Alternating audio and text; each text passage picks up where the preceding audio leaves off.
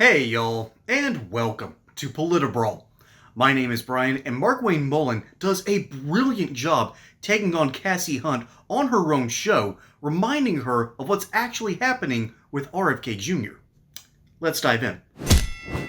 Senator Barrasso there was very clear. He says he's concerned about the public's health because of what Robert F. Kennedy Jr. has done with the health agencies. Do you share his concern? Well, I think he's concerned about the American people's health as a whole. I mean, if you go back to when CDC was stood up, which was 1946, July 1st, 1946, which would have been 79 years ago, there was only 3% of the country that had chronic illness. Today, we're over 76%.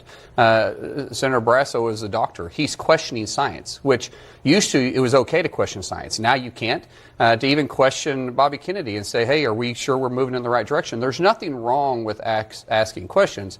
It's when you start accusing him of being unethical, or you're starting accusing him of sabotage, or you start accusing him of being an anti-vaxxer or something like that. I mean, why are we the sickest nation in the world? Casey, we should be asking that question. What is wrong with saying, okay, if in 1950 we were at 3% chronic illness, today we're at 76. In 1950 we were one of the healthiest nations. Today we're the sickest nation in the world. Where has CDC succeeded? Because the definition of insanity is doing the same thing, expecting different results. What Bobby is doing, or Secretary Kennedy is doing, is he's going in there and he's questioning things, saying, hey, we need to look at every aspect. There isn't anything that should be unlooked at. Just because it's science and we think it's proven science, science is always changing. According to the now ousted CDC director, who was appointed by President Trump, she was asked to accept vaccine recommendations around the children's vaccine schedule that she didn't want to accept. And that schedule is something that affects every American and what they're able to do. Are you comfortable with the way that board has changed, considering what Ms. Menarez says? Absolutely correct. I mean, I actually am. Here's what I know about business, and I'll look at CDC as a business for just a second, because we all make decisions based on two things: the way we're raised and our life experiences. Business is my life. I know that you need to hire right, and you need to fire right, and everybody you hire isn't actually the right person. Sometimes you got to fire that person too. And if they're not working with your direction that you're wanting to move, either in that organization or they were part of the organization before you got there, sometimes they just don't belong anymore. And when you have a failing business, if you take over a company, you have a failing business, not everybody's going to be successful that works there because it was failing for a reason. CDC has been failing. We know that by just looking at statistics of where we were in 1950 to where we are today with chronic illness alone. We know it's failing.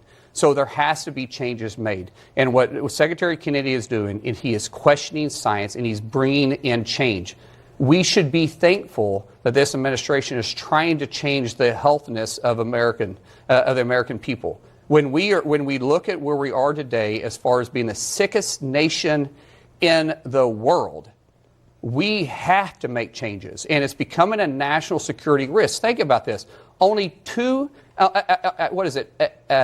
out of 10 kids today aren't eligible to serve within DOD, meaning they're not qualified to even go through boot camp. So only 2 out of 10 kids can actually pass the exams. Vaccines that are required to join the United States military, I'm well aware of it. Well aware of it. Yeah, of course you are. And I mean, look, in your home state of Oklahoma, tetanus, polio, MMR, Hep A, Hep B, chickenpox, kids have to have all of these to go to school. And if there are kids that don't get this regime, the other kids around them are more likely to get sick. No? How many vaccines are we giving out today? To our children? Yeah, to our children. Well, if you listen to... all the way through before they go to school, college. Well, I think that what RFK's answer would be is about 76, but the way that obscures, it's the number of shots for several of these and what was required it in 1980? several. Sir, I don't know, because I didn't vaccinate kids in 1980. I'm doing it now, so I know the vaccine now. So let's just use your number as 76, and let's go back to just use another number of 7, because it was under 10. And I would just like to clarify that 76 is misleading. It is used by Robert F. Kennedy Jr., but it counts up the number of times there are, say, 3 courses for MMR, right? You need 3 shots over years to get vaccinated for MMR. So when you count them all up, it's 76. But it's misleading because the number of diseases that you're vaccinating against is closer to 20. Okay, well, let's just use, is it being effective? Because if we have 76%, well, my kid has not had any. But if we're looking at 76% of the population now has chronic illness, 1 out of every 10 kids today have autism.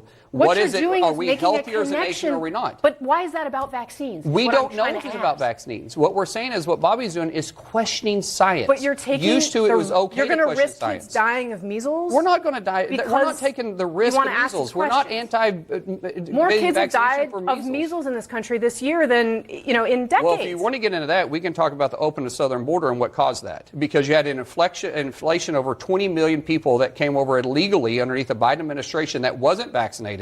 We're not talking about measles outbreaks from kids that were born and raised here inside the United States. We're talking about ones that were brought over here illegally. And you can make that connection. There's no one can argue that.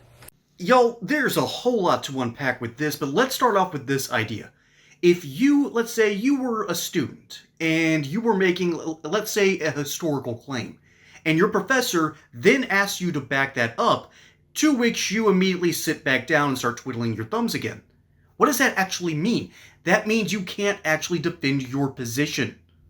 That's why you question things. That's why you ask questions of people in order to understand what their motives are, how they got to this conclusion, in order to figure out what they're actually believing, what they're actually wanting. You've got to, by definition, ask questions. There are three great studies in the world. Science, which asks the question, what is true? Theology, that asks, what is God? Or rather, what do you hold holier than yourself? And philosophy, that asks, what is good? Okay, these three great studies, one of which is the scientific idea based around what is true. And if you are not able to ask that question, you are not living in a society that actually cares about learning anything. Well, what a surprise. Fed Chair Jerome Powell has just fueled hopes for a rate cut, and of course the price of gold moved higher. Safe haven assets like gold and silver tend to get higher when rates are cut. And that's exactly why I have partnered with the award-winning company Goldco. They sell precious metals like gold and silver, and they do an amazing job with it because they keep it simple. So if you are ready to learn how Goldco can help protect your savings with gold and silver, I want you to go to PolitiBrawlGold.com. You can get a free 2025 gold and silver kit. Plus, you can learn how to get a 10% back on silver for free. It's literally the best silver offer on the market. So don't miss this one. That's PolitiBrawlGold.com. Again, visit PolitiBrawlGold.com to protect your savings. That means that we live in a world where we are supposed to accept whatever has been taught to us. This is fundamentally opposed to the way our country was set up. This is fundamentally opposed to normal Western values. This is opposed to our old pioneer culture. This is opposed to everything that has made America great. We have always been a skeptical nation. Every time our government tells us to do something, we give them a weird look and go, you sure about that? But now we've got to unpack the political history. We've got to go back 20 years. 20 years ago, it was the hippie left saying that there's weird stuff in our food and we need more regulation.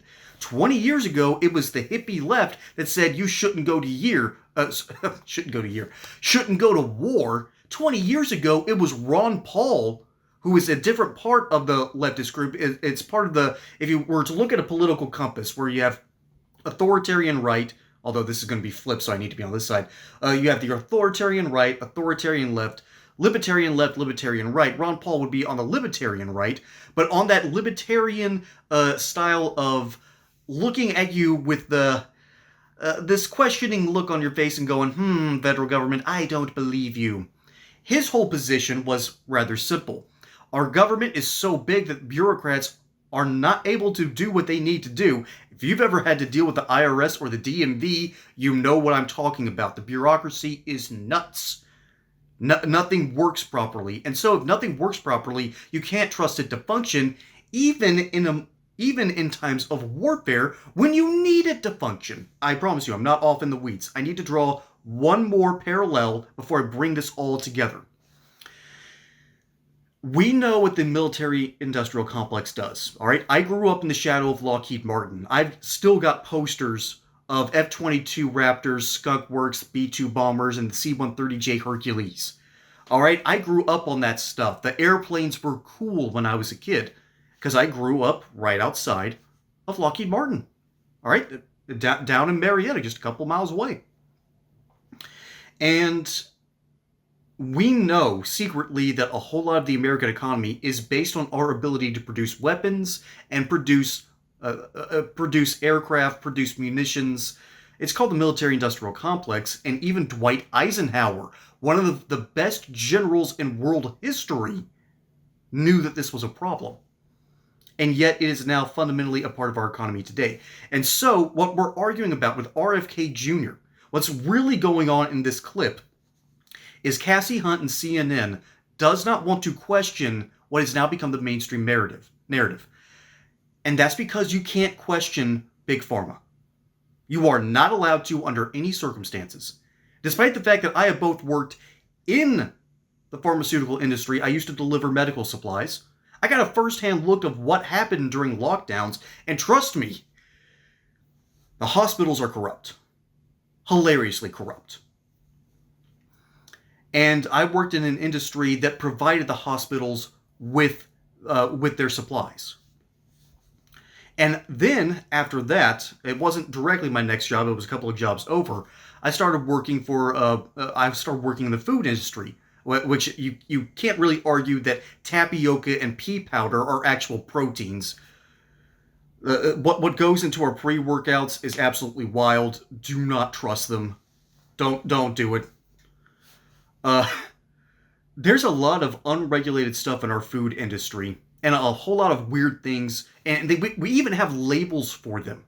And RFK Jr. is then looking at these labels and going, what's this?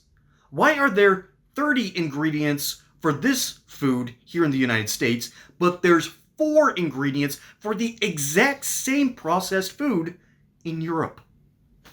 Something is rotten.